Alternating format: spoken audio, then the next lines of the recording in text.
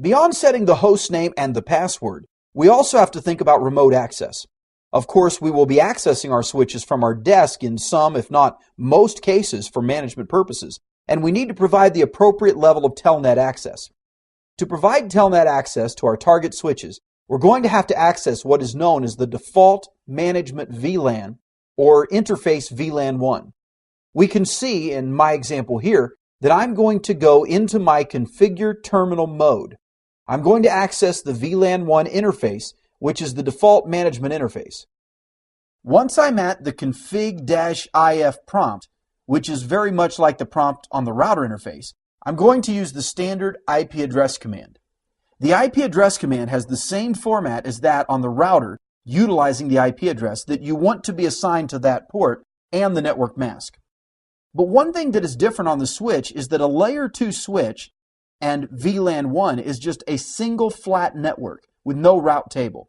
This means that the switch will not, by default, at layer 2 be able to understand where you're coming from.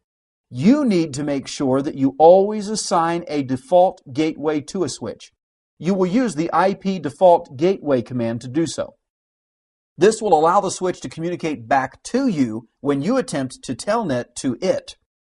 The other task that you're going to perform is very much like on an iOS router. This task is to turn on the telnet protocol by setting a password. Now, this configuration is almost identical to enabling the VTY ports on the iOS router. The only difference is that you have only 5 VTY ports. You can see the switch has 16. So when you access the line VTY, you want to specify line numbers 0 through 15 to enable all the 16 lines to be configured.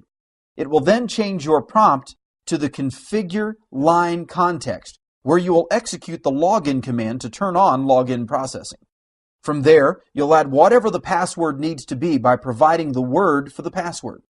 iOS switches, in fact, support the service password encryption command as well, which will provide that simple mathematical replacement algorithm that will encrypt the display of each of your passwords, which includes the enable mode password and the password that you've assigned to VTY.